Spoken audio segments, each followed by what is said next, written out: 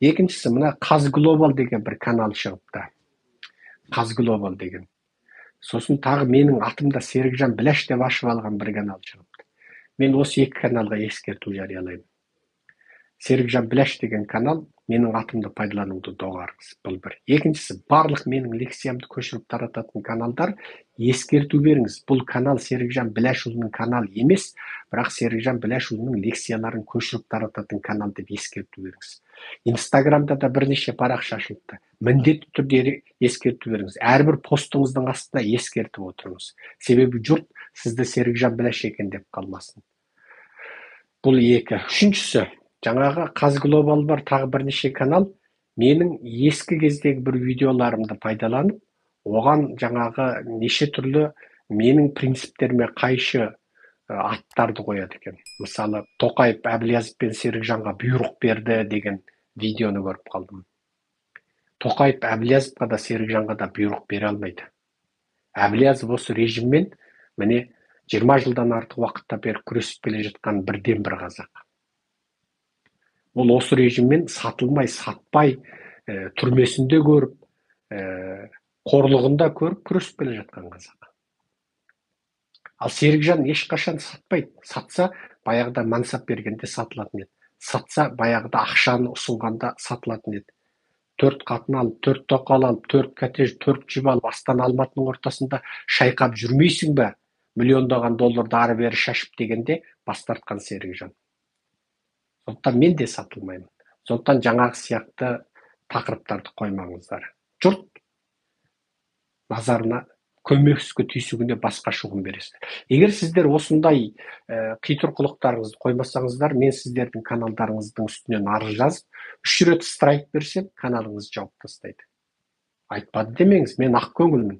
Мен YouTube'тың жарнамасынан түсетін табыстан өз еркіммен бас тартып, баспа құқынан өз еркіммен автоматты бас тартып, сіздердің көшіріп таратуларыңызға рұқсат беріп отырмын. Сіздер YouTube'теріңізге жарнама қойып, менің лекцияларым арқылы жарнамадан табыс тауып отырсыздар. Ақша түсіп отыр сіздерге.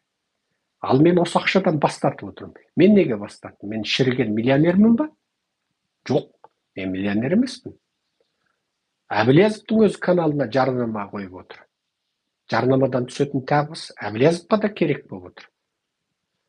BBC-дің бүкіл ағылшыншасына, басқа тілдеріне қараңыз, жарнама қойып отыр. Әлемге әйгілі адамзаттың бірінші үлкен медиасы BBC-де YouTube-тен түсетін табысқа қызығып отыр. Яғни жарнама арқылы табыс тауып отыр. Себебі әрбір жарнаманы YouTube сіздің лекцияңыздың ортасына, видеоңыздың ортасына қосқанда сізге ақша төлейді. Банк есепшотыңызға ақша түсіп отырады. Мен одан неге бас тарттым? Менің бас тартқаным жұрт көбірек таратсын. Табысты сіздер табыңыздар. Сіздер әрі еңбек етесіздер. Мен сіздерге айлық төлемеймін. Бірақ сіздердің YouTube жарнамасынан табатын табыстарыңыз сол менің сіздерге төлеген айлығымдай ақ болсын. Бірақ қаншама халыққа осы кесіп, пішіп, өңдеп, қиып, қысқартып, монтаждап жеткізбейсіздер. Сіздердікі де үлкен еңбек, жапал еңбек. Еңбектеріңізді бағалап, мен сондықтан YouTube-тен түсетін жарнамадан бас тартып тұрмын. Бірақ жаңағындай, менің анау жарым жыл бұрын, тіпті Вашингтонда мына қыста, міне 2022 жылдың януарында Вашингтонда қалың тон киіп отырып сөйлеген лекциямды енді бүгін салып жатыр екенсіздер. Ойбай, орыс бүйтті, украин сөйтті деген лекцияларымды енді салып жатыр екенсіздер. Ол ыңғайсыз болады, жігіттер. Ұят болады. Және әрқандай менің лекциямды қиып таратсаңыз да, түп нұсқаның сілтемесін беріңіз. Себебі менің қазіргі лекциям 93 минут сөйледім міне қазір. Сіз одан не бар 8 минут қиып аласыз. Мен лекцияларды бақылап отырмын. Ұзаса 8 минут, 10 минут қиып аласыздар. Ал енді ел түп нұсқаны білу керек қой. Серікжан шабыты шалқып тұрып, мына бір сөзді айтып, бір тақырыпты таратып қойып, екінші тақырыпты таратып қойып, үшінші тақырыпты таратып қойып, 10 тақырыптың бәрі басын қосып, 10 тақырыпты біріктіріп барып, түйіндеп, одан 11-ші тақырыпты таратып, өстіп сөйлейді. Серікжан сөйлегенде мына миы соның бәрін жүйелеп отырып, жинақтап сөйлеуге дағдыланған. Мен бала күнімде 60-70 баланы айналама жиып алып, оқыған кітабымды әңгімелеп бергенде, сол жақтарын таянып отырып тыңдайтын 60-70 бала күнімде. Мен сөйтіп әңгіме айтуға үйренген адаммын.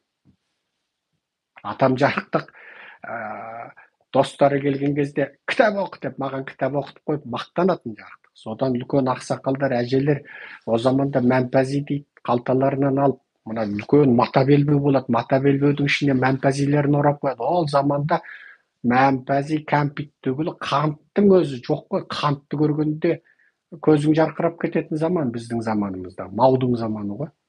Сөйтіп беріп біз деген қарық болатынбыз. Бір өзімізде уыс кәмпит жүретін. Міне, біз сөйтіп әңгіме айтып үйренгенбіз. Аталардың әңгімесін тыңдап үйренгенбіз. Енді мен осы лекцияларымды міне 1 сағат, 2 сағат, ең ұзақ сөйлегенде 3,5 сағат сөйлептім бір лекциямда. Сіздер қиып таратып жатсыздар, рахмет. Бірақ мен кейде бір нәрсені лекцияның басында бір айтып қойып, ортасында бір айтып, әгіні ең соңында лекцияның аяғында қорытындылаймын. Сіздер тура басындағы бөлігін жариялайсыздар, артқы 2 бөлігі қалып қалады екен. Өйтпеңіздер.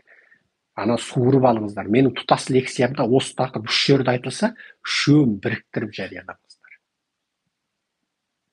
Сосын тағы бір каналдар 8 минут стандарт қылып алған. Мен қайсы күні 30 минут сөйлесем, олар 8 минуттан 3-ке бөліпті де қиясап салыпты. Қарап отырсам күлем. Жұрт айтады, Секе ұзақ сөйлесіз дейді.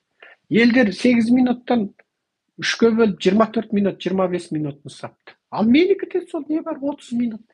Мен де қайсы күні кеше 25 минут сөйледім. Соны бір канал 3-ке бөліп санасады. Анау 3-ке бөлінген каналдың көрілімін есептесем, менікіден 10 есе артық болыпты. Сонда мен 25 минут сөйлесем, не бар 50 мың көріледі екен де, елдер оны 3-ке бөліп салса, ол бірденке 100 мың көріледі екен. Жарайды, көрілімден мен нетпей, маған қызықпай, маған онсыз да міне қазір 20-дай канал кесіп, пішіп, қиып, монтаждап, өңдеп, видео, фото қосып таратып жатыр. Тарата берсін. Бірақ менің талаптарымды орындаңыздар.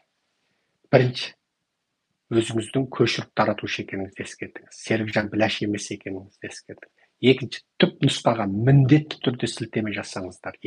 Үшіншісі, саусақтары 10 тонна болса да деген сөз елді жалықтырып жіберді. Соны алып тастаңыздар өтініш. Саусақта бір апа звондайды, ей, сен бала ана саусақ 10 тонна болса деп күнде айтасың ғой дейді. Ай, апа, ол монтаж, олар сол сөзімді алып алып әр лекцияның басына жапсырып десем түсінбейді апам. Сол жалықып, оны алып тастаңыздар. Төртінші, бізде 4 канал бар. Атажұрт Қазақ Human Rights, Атажұрт Қазақ Human Rights Қазақ, Атажұрт Қазақ Human Rights USA, нағыз Атажұрт Қазақ Human Rights. Осы 4 каналымызға 4-еуіне де сілтеме беріңіздер. Атажұрттың 4 канал деп 4 каналымыздың сілтемесін қойып қойыңыздар. Өтініш. Екінші, түп нұсқаны міндетті түрде көрсетіңіздер. Өтініш. Рахмет, табыстарыңыз адал болсын. YouTube-тен түсетін жарнамаларыңыз көбейе берсін. Бір күнде 1 миллион теңге табыңыздар. Өткенде бір жігіт Секаға сіздің мына Ораза айт, Құрбан айттағы 2 күндегі лекцияңыздан 1 күнде $500 тауып отырдым дейді. Себебі мен Ораза айтта 10 лекция сөйледім 1 күнде. Бөліп.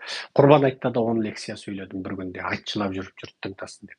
Содан жаңағы жігіт 1 күнде $500 тауып отырдым жарнама дейді. Табыстарыңыз адал болсын. Келіншектеріңізге көйлек алып беріп тұрыңыздар. Балаларыңыз ойыншық алып беріп тұрыңыздар. Табыстарыңыз көбейе берсін. Күніне $1000 табыңыздар, күніне миллион табыңыздар. Адал, мен ешқандай сіздердің табыстарыңызға анау-мынау әңгіме айтпаймын. Еңбектеріңізді құрметтеймін. Көбірек таратыңыздар. Инстаграмда, ТикТокта, Фейсбукте таратыңыздар. Халықтың ақпараттық, тарихи, саяси, нанымдық сауатын көтерейік. Менің мақсатым қазақ халқын сауаттандыру. Менің мақсатым қазақ халқын тарихты білетін, саясатты білетін, дүниеде не болып жатқанын білетін, сауатты халыққа айналдыру. Сауатты халық құл болмайды, ал сауатсыз халық құл болады. Бәріміз азаттыққа қол жеткізейік. Қазақтың ғасырлық құлдық заманын аяқтатып, шынайы азат қазақ қоғамын құрып шығайық.